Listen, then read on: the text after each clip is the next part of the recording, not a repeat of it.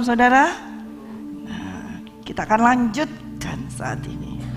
Dan tetap dalam temanya apa? Siapa ingat? Sit down, keep waiting for him. Sit down. Ya. Katakan sit down. Amin. Ya. Kita akan ulang dulu ayatnya. Ya, ayat dari Rut terlebih dahulu. Kita buka dalam Rut 3 ayat yang ke-18 ya. Betul?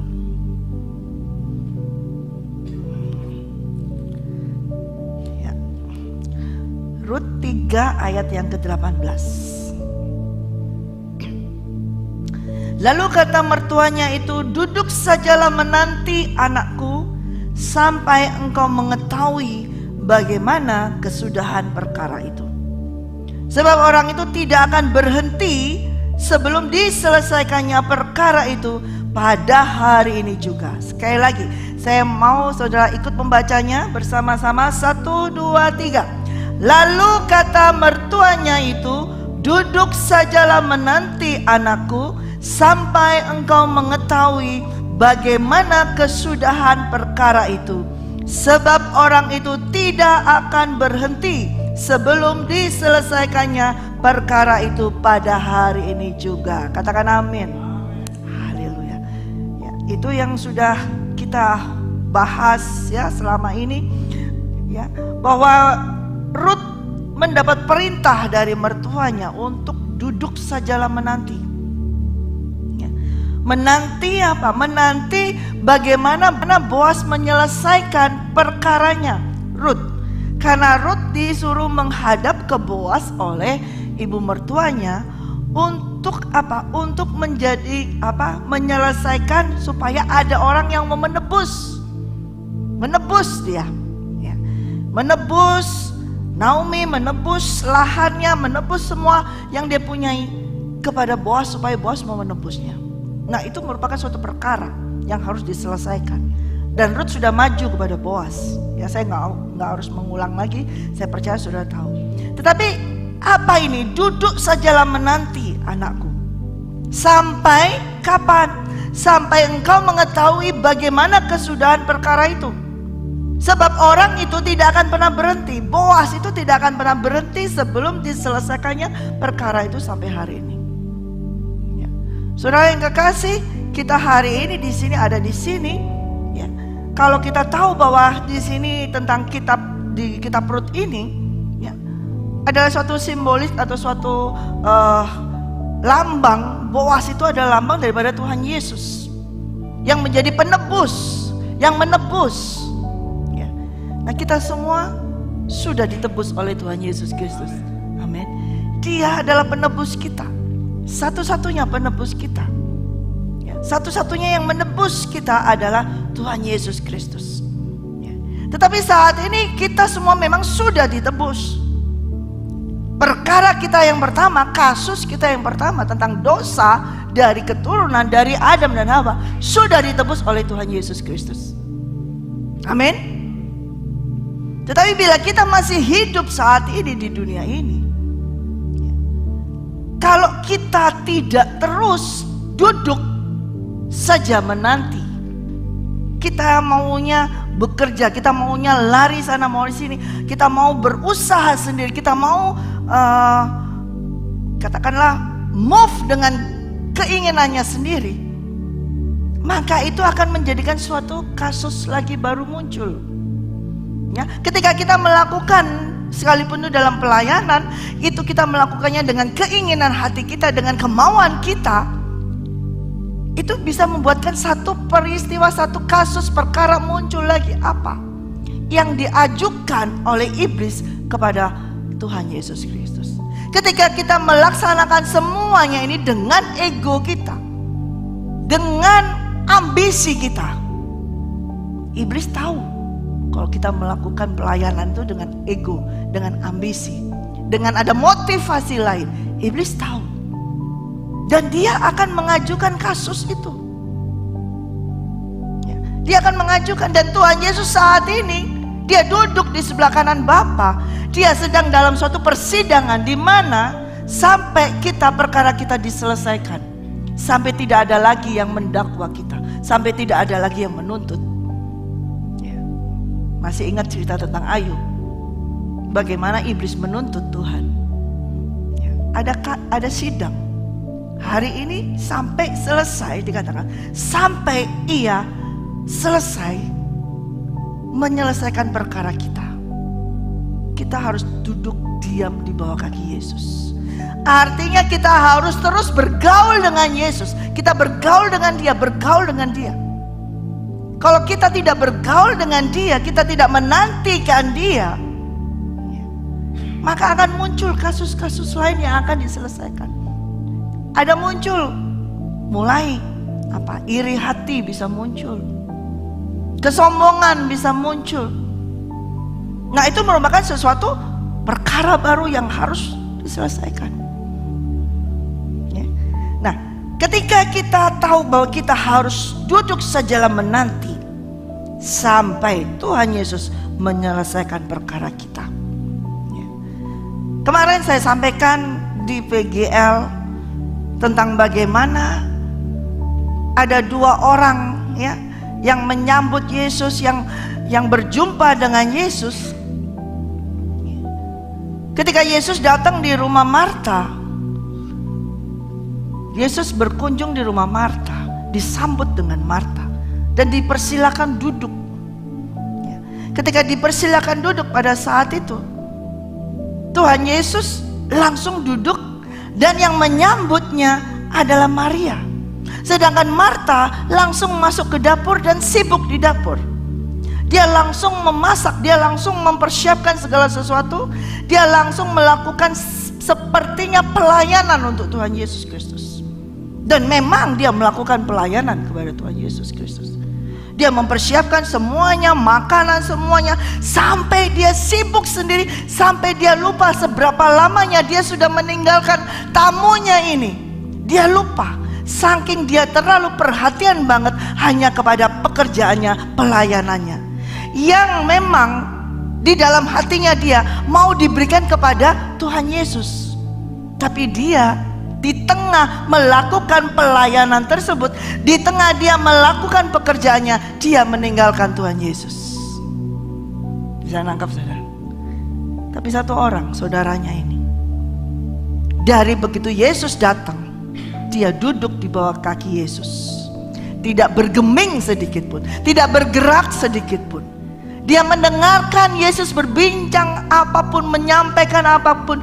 Dia mendengarkan bagaimana Yesus berkata-kata, berbicara, semuanya curhat kali. Dia mendengarkan terus dan dia tidak bergerak sedikit pun. Dia duduk diam di bawah kaki Yesus Kristus. Dan ketika Marta sadar, ketika dia melihat di dapurnya berantakan semua dan dia pekerjaan pelayanannya juga belum selesai, dia mulai nyadar ketika dia badannya mulai sakit, ketika dia mulai capek, ketika mulai berat kayaknya pekerjaannya, mulai nyadar, loh aku kan punya saudara, kan aku punya saudara, kenapa di mana saudaraku ini? Mulai dia kembali, loh iya mana nih tamunya? Dia mulai masuk ke ruang tamu dan melihat, ya ampun enak-enak sekali tuh saudaraku. Duduk diam bengong, dengerin terpesona mendengarkan perkataan Tuhan Yesus, mendengarkan Tuhan bercerita. Mereka begitu intim banget. Kok nggak tahu aku dari tadi sibuk di dapur? Kok nggak ngerti sih? Aku ini kan mengerjakan pekerjaannya Tuhan. Aku kan mengerjakan pelayanan untuk Dia. Kenapa Dia tidak peduli kepadaku? Kenapa Dia asik aja ngobrol dengan itu saudaraku yang lagi duduk di bawahnya? Nah, ingat tadi saya katakan, kalau tidak duduk diam menantikan Tuhan, pasti ada kasus baru lagi muncul. Pasti ada perkara baru lagi muncul. Marta ini sibuk di dapur, Marta ini sibuk melakukan pelayanan, pekerjaan untuk Tuhan. Terus sampai dia meninggalkan Tuhan. Tapi dia melayani Tuhan, tapi dia meninggalkan Tuhan. Apakah itu tidak bisa terjadi? Bisa, saudara. Saat ini di mana-mana juga bisa orang hamba Tuhan melakukan pekerjaan Tuhan, melayani Tuhan, tapi ia meninggalkan Tuhan. Bisa terjadi. Seperti Marta, dia meninggalkan. Dia pikir kesibukannya untuk Tuhan, tapi yang dia tinggalkan adalah the best, yang terbaik, yaitu apa? Momen berdua dengan Tuhan Yesus. Itu dia tinggalkan. Nah, ketika dia komplain itu kepada Tuhan Yesus, muncul sudah satu perkara baru. Ada muncul apa? Iri hati. Kok Tuhan biarin sih? Tuhan kan tahu nih, aku sibuk melayani Tuhan, aku sibuk buat makanan buat Tuhan. Kenapa kau biarkan nih saudaraku cuma duduk saja diam? Tidakkah itu merupakan suatu masalah bagimu? Suruh dong dia bantu aku, suruh dong dia tuh kerja. Masa dia cuma duduk aja? Ada iri hati, ada rasa marah muncul. Kenapa? Karena dia melakukan pekerjaan Tuhan, karena dia melakukan pelayanannya dengan meninggalkan Tuhan Yesus.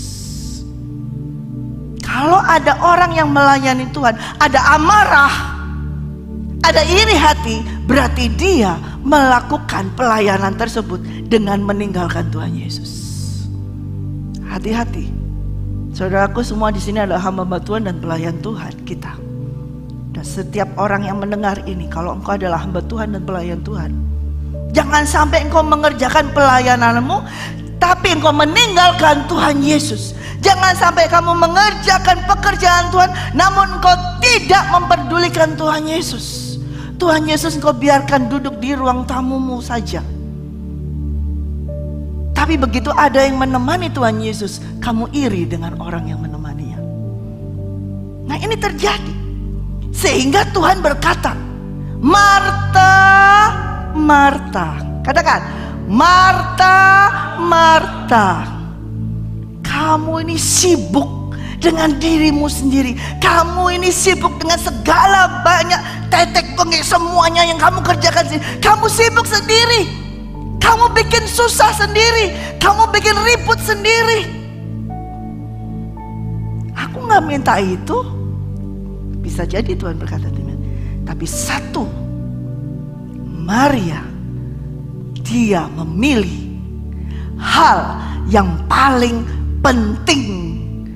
Dan itu yang paling penting itu menguntungkan bagi Maria ini. Dan yang menguntungkan bagi Maria ini tidak bisa kamu ambil, tidak bisa diambil orang lain. Apa? The moment with Jesus. Duduk diam bersama dengan Yesus, bergaul dengan Yesus, itu adalah sesuatu yang menguntungkan bagi Maria.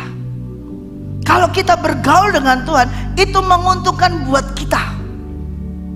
Dan kalau itu menguntungkan buat kita, tidak ada satu orang pun, juga termasuk iblis, tidak akan bisa mengambilnya. Dia tidak bisa mengambilnya. Jadi ketika kamu cuma duduk diam di bawah kaki Yesus, berdoa, duduk diam di bawah kaki Yesus, iblis tidak akan bisa mendakwah kita.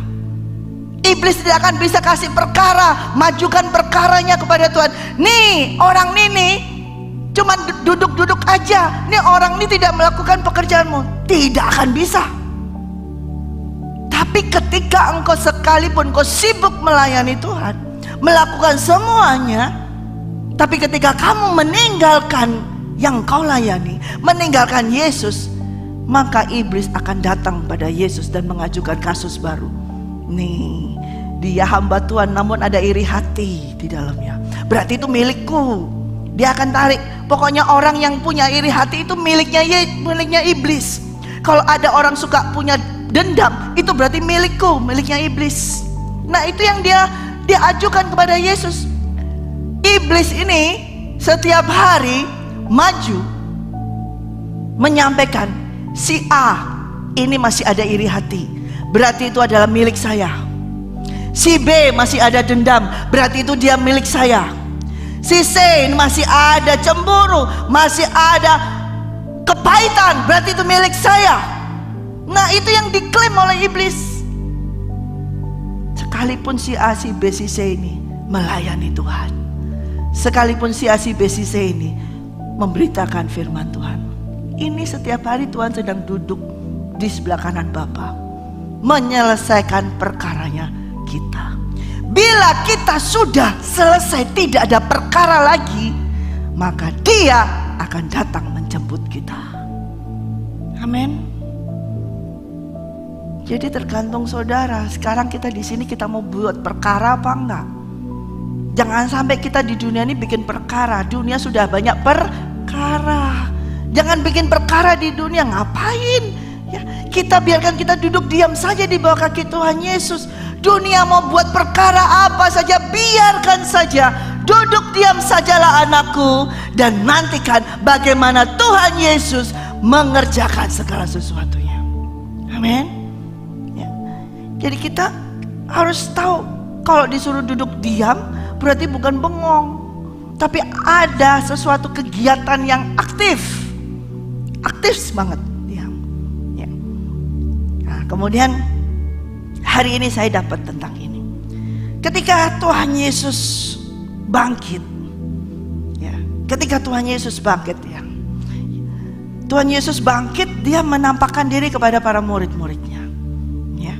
Kemudian Tuhan tahu ada satu muridnya nih, ya, yang harus Dia cari, yang selama ini sempat menyangkal Dia 3 kali.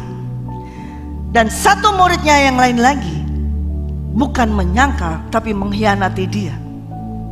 Untuk yang mengkhianati Dia, Tuhan Yesus tidak mencarinya. Tetapi bagi yang menyangkal, yang bimbang, yang takut, Dia cari.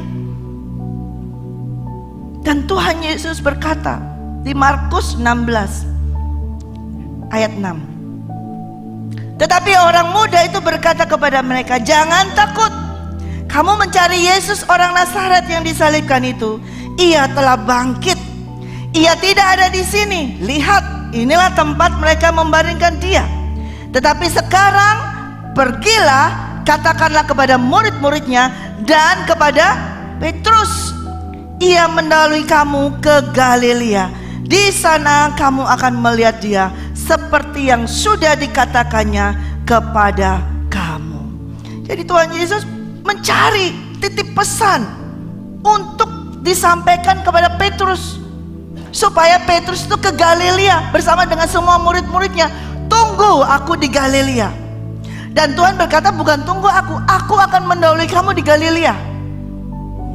Jadi diberi pesan, mereka harus ke Galilea, karena di situ Tuhan Yesus sudah ada. Saya lanjut dalam Yohanes 21. Cerita ini berkesambungan di sini. Ya, dari Markus ini disambung di Yohanes. Yohanes 21. Kemudian Yesus menampakkan diri lagi kepada murid-muridnya di pantai Danau Tiberias. Dan Ia menampakkan diri sebagai berikut. Di pantai itu berkumpul Simon Petrus, Thomas disebut Didimus, Nathanael dari Kana yang di Galilea, anak-anak Zebedius, dan 2 orang muridnya yang lain. Nah, ketika mereka sudah ngumpul di pantai Tiberias, mereka lihat, mana Yesus? Mana Yesus? Nggak ada. Ya mereka cari, tunggu. Mereka, kok nggak ada Yesus? Katanya Dia mau mendahului kita di sini. Sudah sampai di Galilea, kok nggak ada Yesus? Mana Yesus? Mana Yesus? Tunggu, mungkin semalaman nunggu. Mana Yesus? Nggak sabar menunggu Petrus. Sudah, aku mau menangkap ikan saja. Dan Petrus berkata kepada mereka, aku pergi menangkap ikan. Kata mereka kepadanya, kami juga ikut dengan engkau. Maka mereka berangkat naik perahu, tetapi malam itu mereka tidak menangkap apa-apa. Nah, di sini lihat, ketika Tuhan kasih pesan, aku akan mendahului kamu, tapi memang ternyata Tuhan belum datang. Ya. Mereka nggak sabar menunggu, mereka tidak sabar menunggu. Mana penebus kita, juru selamat kita, Tuhan kita? Nggak ada, sudah hilang, nggak ada lagi. Terus kita hidupnya bagaimana? Terus kita harus bagaimana? Kita sudah tunggu, mana katanya Dia mendahului, mana? Sudah, Petrus katakan, lebih baik aku kembali kepada pekerjaanku yang lama, yaitu menangkap ikan. Dia ambil keputusan itu. Aku nggak bisa duduk diam di sini. Aku tidak bisa menanti dia lagi. Nggak ada guna. Mana dari tadi kita tunggu nggak ada. Sudah, aku mau nangkap ikan. Murid-murid yang lain melihat Petrus yang paling frontal itu aja nggak sanggup nunggu. Yang lain, ikut dong, ikut dong. Jangan tinggal aku, ikutan dong. Ngapain juga kita di sini? Jadilah mereka semua pergi perahu menangkap ikan. Kembali ke kehidupan mereka yang lama. Meninggalkan pantai Galilea itu, di mana Yesus berkata, aku mendahului kamu di situ. Tapi Yesus nggak ada menurut mereka. Nah, akhirnya mereka kembali bekerja lagi. Semalam-malaman. Mereka ini ahli loh. Mereka ini nelayan yang jagoan. Mereka ahli banget. Mereka tahu kalau menangkap itu harus malam. Menangkap ikan harus malam. Dan harus di dalam sana. Dan mereka pergi ke sana. Semalam-malaman mereka sudah menjalankan menangkap. Tapi mereka tidak mendapatkan apa-apa. Orang yang talentanya luar biasa. Ahli semua. Semua itu yang naik di perahu itu nelayan semua. Pekerjaannya langsung. Tapi ternyata gak bisa apa-apa, gak nangkep apa-apa. Dan di tengah gelombang mungkin seperti itu mereka, aduh capek. Mereka capek. Akhirnya mereka harus balik. Sudah pulang deh, balik lagi ke pantai. Dan hari sudah siang. Mereka gak mungkin menangkap ikan lagi, gak mungkin. Itu tidak ada di dalam aturan nelayan di dalam semua. Kalau siang gak bakalan ada orang yang menangkap ikan. Nggak tahu kalau mancing di sungai mungkin ya. Tapi kalau di laut menangkap ikan, menjala ikan tidak pernah akan ada. Selalu dilakukan pada saat malam. Nah, hari sudah mulai siang dikatakan. Ya, hari mulai sudah siang. Ya, di ayat yang keempat.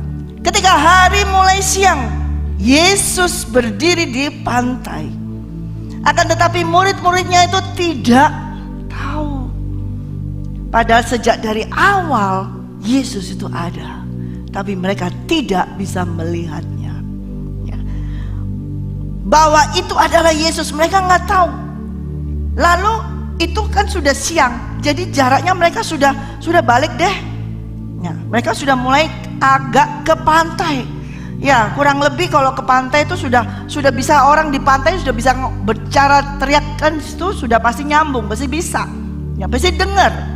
Lalu kata Yesus pada mereka, hai anak-anak, adakah kamu mempunyai lauk pauk? Jawab mereka, tidak ada.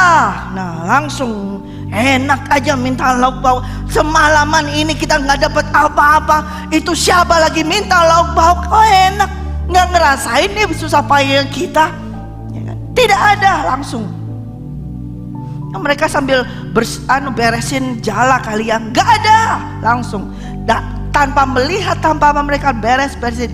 Kemudian ada suara lagi, tebarkan jalamu di sebelah kanan. Tebarkan jalamu di sebelah kanan perahu, maka kamu akan peroleh. Ada suara itu. Mereka mulai, ini lagi beres-beres, kok ada yang ngomong suruh tebarin sebelah kanan. Kemudian mereka mulai mikir, ya coba aja, kita daripada gak dapet apa-apa, coba deh. Kemudian mereka menebar sebelah kanan. Dan ketika mereka menebar sebelah kanan itu, mereka mulai, kok gak bisa diambil, banyak sekali. Ternyata banyak ikan yang masuk dalam jala. Baru mereka baru mereka sadar, ini gak mungkin. Semalaman kita ini semua ini ahli dalam menangkap ikan. Itu harus menangkap ikan itu di tempat yang dalam dan malam. Ini sudah siang dan tempatnya itu hanya sekitar 90 meter dari pantai. Hanya untuk melemparkan sebelah kanan dan kemudian mereka menarik gak kuat. Ini gak masuk dalam ilmu nelayanan, perikanan, gak ada. Tanya Menteri Perikanan, gak ada ini. Gak ada sama sekali. Tapi ada di Alkitab saya, katakan. Bahwa dikatakan, tebarkan jalamu di sebelah kanan, maka kamu akan memperolehnya. Mereka cuma dengar perintah, ngelakuin. Tapi cuman setelah itu, iya ya, dapat ya. Kok bisa ya? Mulai, kok nggak mungkin nih, udah terang nih kayak gini, kok bisa? Mulai, loh, yang satunya itu Tuhan. Mulai tahu itu nggak mungkin, yang kasih perintah itu kalau bukan Tuhan, nggak mungkin. Begitu Yohanes berteriak, itu Tuhan, Petrus langsung sadar, mana benar Tuhan. Dia yang nggak pakai baju, dia langsung ambil jubahnya, berenang sampai ke pantai. Gara-gara nggak tahan duduk diam, gara-gara nggak mau nunggu Tuhan, mereka semalam-malaman capek menjala ikan, tidak dapat apa-apa. Kalau Tuhan sudah perintahkan, aku mendahului kamu di sana, duduk diam di situ. Mereka nggak tahu, mereka pikir dilihat tidak ada, karena mereka hanya sampai melihat secara fisik. Kalau dia melihat secara fisik, tidak melihat Tuhan Yesus ada di pantai. Tapi kalau mereka tahu janji firman Tuhan, ketika Tuhan berkata, aku mendahului kamu, ia akan mendahului kamu di Galilea. Dia percaya akan firman itu. Mereka tetap menunggu Tuhan. Nah, sekalipun demikian, Tuhan itu tidak pernah meninggalkan. Dia tahu bagaimana susah payahnya murid-muridnya. Dia tahu kenapa, karena murid-muridnya belum mengalami pergaulan dengan rohnya, belum mengalami perubahan di dalam rohnya, sehingga mereka itu butuh sesuatu fisik yang bisa nyata. Ini Tuhan, kalau bukan Tuhan nggak mungkin ini. Oleh karena itu dikasih pengalaman, sudah sampai. Kenapa kok nggak nunggu di tengah laut di sana, Tuhan datangi kayak yang kemarin-kemarin kan, Tuhan datangi, Tuhan bisa jalan ke sana kan? Kenapa kok nggak di sana? Tapi Tuhan mau kasih, melampaui segala kepandaian kamu, melampaui segala akalmu, melampaui segala apa yang kamu pelajari, ilmu pengetahuan apapun. Yesus Kristus melampaui segala semuanya itu. Yang tidak umum, yang tidak ada dalam ilmu penelayanan. Dikatakan waktu matahari sudah siang, tebarkan jalamu sebelah kanan, kamu akan perolehnya. Betul. Jadi Yesus mau mengajar kepada murid-muridnya untuk duduk diam. Untuk duduk diam itu bukan diam-diam aja, tapi mendengarkan perintahnya. Mau mendengarkan perintahnya. Kalau mendengarkan perintahnya terus bergaul, maka tahu ini Tuhan, ini Tuhan, perintah ini pasti Tuhan. Ada orang yang diperintahkan mungkin seperti nggak bisa, nggak mungkin, ini nggak ada. Selama aku menjadi seorang nelayan, tidak bisa menangkap ikan waktu matahari terbit, nggak bisa. Lagian di dekat yang pantai nggak bakalan bisa. Nggak, aku nggak mau. Bisa tuh murid-murid seperti itu. Tapi pada saat itu mereka itu mendengar suara Yesus Kristus, keluar sesuatu firman dari Tuhan Yesus. Apa yang keluar dari Tuhan itu ada kuasa, sehingga seseorang, semua mereka bisa mendengar dan mereka melakukannya. Hari ini di sini saya menyampaikan firman-Nya Tuhan, ya. Dan firman yang keluar dari mulut saya itu ada kuasa dari Tuhan Yesus Kristus. Bila engkau mendengar firman Tuhan hari ini, engkau mendengarnya, maka engkau akan menerima kuasa daripada Tuhan Yesus Kristus. Seperti para murid, mereka lagi beberes itu jalan, tapi dengar, tebarkan sebelah kanan, dan mereka bisa nurut menebarkan sebelah kanan, tebarkan sebelah kanan, dan mereka menerimanya. Saudaraku yang kekasih, ketika kita harus duduk diam, dengarkan firman-Nya Tuhan, dengarkan setiap perkataan Tuhan. Seperti Maria, dia duduk diam, dia nggak bengong, tidak nganggur. Walaupun ada orang yang iri kepada dia, kamu nganggur, kamu nggak ngapa-ngapain, kamu tidak kerja apa-apa, aku yang susah payah, aku yang menyediakan, aku yang melakukan semuanya nih, kamu cuma duduk diam, kamu cuma berdoa, kamu cuma duduk diam saja, kamu nggak ada gunanya. Tidak, Tuhan Yesus katakan, Maria telah menerima bagian yang luar biasa dan yang terpenting lagi dalam kehidupannya, dan itu yang menguntungkan bagi Maria dan tidak bisa diambil oleh orang lain. Dan ketika para murid itu juga demikian, mendengar perintah dari Tuhan, akhirnya mereka bisa datang ke pantai dan mereka menangkap ikan yang banyak sekali. Tapi bukan ikan itu yang mereka akhirnya membuat mereka sadar, tapi perintah dari Tuhan. Setelah itu mereka apa? Menjadi penjala ikan, penjala manusia. Mereka setelah itu mendapat perintah untuk menggembalakan domba-domba semuanya. Mereka tidak lagi menjadi nelayan. Jadi hasil dari yang mereka tangkap itu sebetulnya nggak guna banget dalam kehidupan mereka. Tetapi pengalaman, peristiwa itu tetap terus ada dalam kehidupan mereka. Itu pergaulan, bergaul. Dan dengan bergaul seperti itu, mereka mulai diajar oleh Tuhan Yesus. Yang selama ini mereka mengikuti Tuhan Yesus secara fisik. Tuhan ke sana, mereka ikut ke sana, gerombol ke sana, gerombol ke sana. Tuhan menyembuhkan orang, mereka melihat. Ya. Tuhan mengadakan mujizat, mereka melihat. Mereka mengalami. Ya. Nah, pada saat sekarang ini, ketika Tuhan Yesus sudah bangkit, Tuhan mau mereka juga mengalami mujizat itu. Tuhan mau mereka mengalami dari pergaulannya dengan Tuhan, hubungannya dengan Tuhan itu ada, bukan kosong. Pergaulan kita dengan Tuhan itu bukan nothing, saudara. Tapi pergaulan kita dengan Tuhan itu adalah everything. Amin. Segalanya itu ada di dalam pergaulanmu dengan Tuhan. Dan itu jangan kau tinggalkan. Kita mau duduk diam, duduk diam. Ya. Tuhan mengajar kepada para murid ini lebih lagi. Dan lalu setelah itu Tuhan menyampaikan apa? Kamu harus tunggu di Yerusalem. Disuruh menunggu lagi. Nah, itu nanti hari Jumat. Ya. Tadi saya mendengar Yakub menyanyikan I sing praises. Ya toh? I sing praises. Nah, ketika kita menyanyikan pujian, yang nyanyi itu apa? Mulut, tubuh. Ya. Dengan tubuh ini kita menyanyikan pujian bagi Tuhan, betul kan? Kita menyanyikan. Ya. Dan kemudian saya mendengar Budi apa? Then sings my soul. Ya kan? Berarti jiwa kita menari, jiwa kita ini bergoyang untuk Tuhan. Jiwa kita bergoyang untuk Tuhan. Kita tidak cukup hanya menyanyi secara tubuh, kemudian jiwa kita ikut goyang semuanya.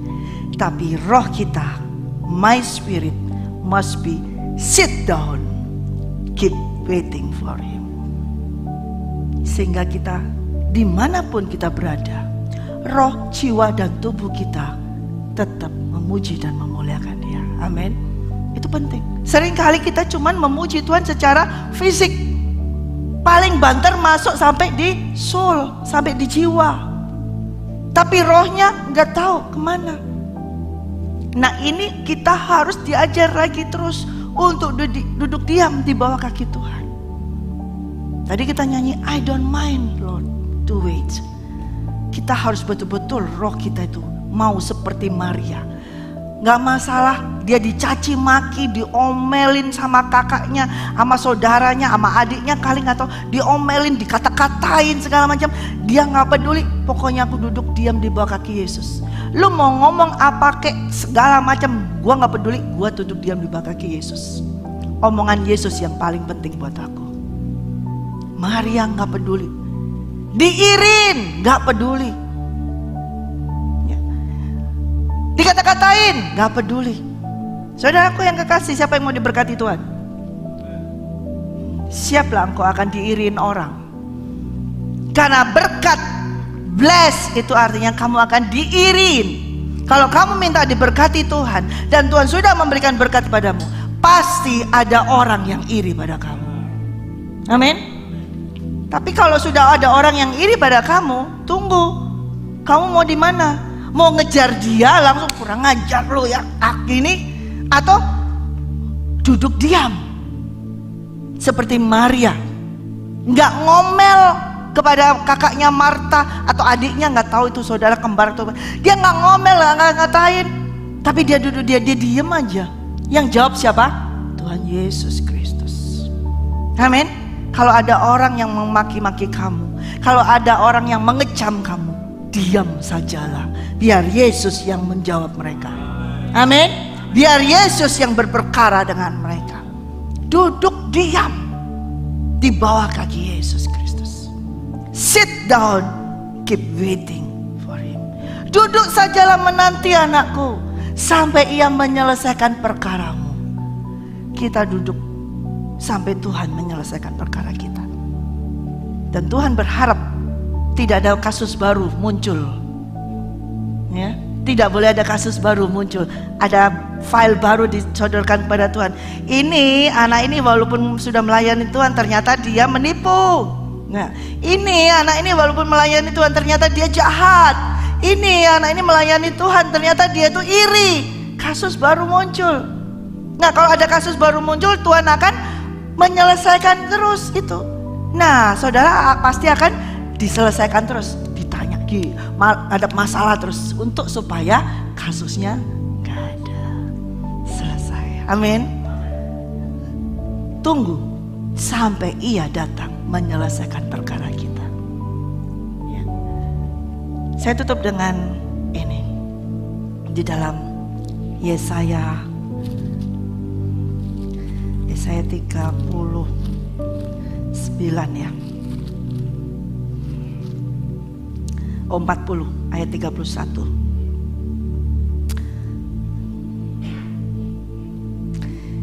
Hidup kita itu tidak tersembunyi dari Tuhan. Amin. Apa yang kita alami Tuhan tahu. Apa yang sedang kita alami Tuhan tahu banget gitu, ya. Jadi kalau Tuhan tahu, jangan kita berkata, Tuhan kenapa aku ngalami ini, Tuhan kenapa aku harus ngalami ini. Tuhan tuh tahu apa yang kita alami. Saya mau baca dari ayat yang ke-28. Yesaya 40 ayat 28 hingga 31. Tidakkah kau tahu dan tidakkah kau dengar?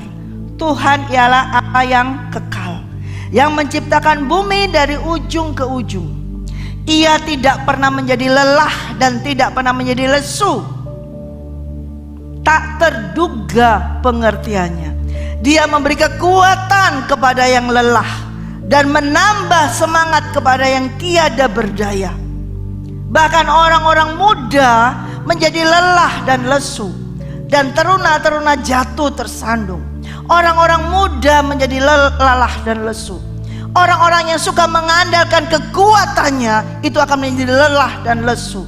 Orang-orang yang merasa, wah aku masih kuat, aku masih punya ini, aku masih punya segala macam, semua yang aku punya, ia akan jatuh tersandung. Tetapi orang-orang yang menanti-nantikan Tuhan mendapat kekuatan baru.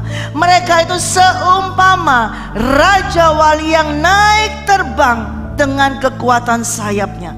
Mereka berlari dan tidak menjadi lesu. Mereka berjalan dan tidak menjadi lelah. Kalau kita menanti-nantikan Tuhan, kita pasti akan mendapat kekuatan yang baru. Sekalipun kita ini harus berlari, kita tidak akan menjadi lelah. Sekalipun kita ini harus berjalan, kita tidak menjadi lelah. Karena kita ini dikasih kekuatan baru, ya. Loh, tadi katanya disuruh duduk, sekarang kok ada lari dan berjalan, ya. Ketika kita duduk diam di kaki Tuhan Yesus, ketika Tuhan tahu kita ini terus duduk diam di kaki Tuhan Yesus, artinya kita ini taat mendengar suaranya. Ada saatnya kita disuruh, kamu harus lari. Nah, kamu akan harus lari. Ketika kamu harus lari, kamu tidak akan menjadi lesu. Kamu harus berjalan. Dan ketika harus berjalan, kamu tidak menjadi lelah. Karena yang kamu nantikan itu bukan hal yang dunia, tapi yang kamu nantikan itu adalah Tuhan Yesus Kristus. Dan dia memberikan kekuatan baru. Seperti Raja Wali. Raja Wali itu gak pernah terbang pendek. Kalau terbang pendek itu pasti bukan burung Raja Wali. Kalau Raja Wali itu terbangnya pasti jauh tinggi. Dan itu naik ke gunung, naik sampai kayaknya mendekati matahari. Itu adalah jangkauan daripada Raja Wali. Kalau terbang burung itu cuman pendek, itu bukan burung Raja Wali, itu ayam. Cuman cerek gini, gak bisa terbang kayak gini. Tapi kalau burung Raja Wali, dia tahu jangkauannya itu memang jauh tinggi, tapi dia punya kekuatan yang luar biasa. Nah, orang-orang yang menanti-nantikan Tuhan, Tuhan tahu engkau harus berjalan jauh. Tuhan tahu engkau harus menanti lama. Tuhan tahu engkau harus berlari jauh. Tuhan tahu engkau harus memiliki suatu energi ekstra. Tuhan tahu, tapi kalau kamu menantikan Dia, kita akan mendapat kekuatan yang luar biasa baru. Sehingga sanggup lari, disuruh lari, oke. Suruh jalan, oke. Ada sesuatu yang baru, ada kekuatan yang baru. Nah, ini diajar oleh Tuhan. Kapan? Kalau kita mau duduk diam. Dilatih sama Tuhan kapan? Ketika kita duduk. Aneh latihannya Tuhan. Bukan sekarang, ayo kamu lari pagi. Ini banyak yang suka lari pagi. Belum tentu juga larinya juga kuat gitu loh ya. Lari pagi, ternyata habis lari terus makan, tambah lagi gak kuat seperti itu, ya kan? Gak akan tahan. Tapi ketika kamu duduk diam di bawah kaki Yesus Kristus, kamu berdoa, kamu bergaul dengannya, bergaul terus di dalam kehidupan ini. Kamu harus lari, maka engkau akan menerima kekuatan yang luar biasa. Kita mau belajar, saudara, duduk diam, supaya ketika harus lari, ada kekuatan yang luar biasa. Kita duduk diam, sepertinya do nothing. Memang ketika kamu duduk diam, sepertinya kamu do nothing. Tapi ketika kamu duduk diam, you do everything. Kamu melakukan segalanya bersama dengan Yesus Kristus. Amin. Banyak orang akan menghina itu. Banyak orang akan mengecam. Ngapain berdoa? Kerjalah, kerja. Mau butuh uang, ya bekerja. Ya pasti. Ngapain berdoa terus? Seperti itu. Nah, kalau murid-murid itu tadi, ya, dia sabar menanti. Mereka gak akan susah payah semalam-malaman. Tuhan akan langsung kasih instruksi, kamu maju ke sana, kamu terbangkan sebelah kanan, langsung mereka dapat deh. Mereka gak akan susah payah seperti itu. Ya. Kalau kita harus susah payah, itu pasti itu akibat dosa. Adam harus susah payah mencari nafkah. Tetapi orang-orang yang menanti-nantikan Tuhan mendapat kekuatan yang baru. Mereka seumpama Raja Wali yang terbang tinggi dengan kekuatan yang ekstra ada di sayapnya. Amin. Lari gak jadi lelah, jalan gak jadi lesu. Kita gak tahu mau sampai kapan disuruh menunggu sama Tuhan, tapi kita mau tetap duduk diam di bawah kaki Tuhan. Katakan amin. Mari saudara-saudara.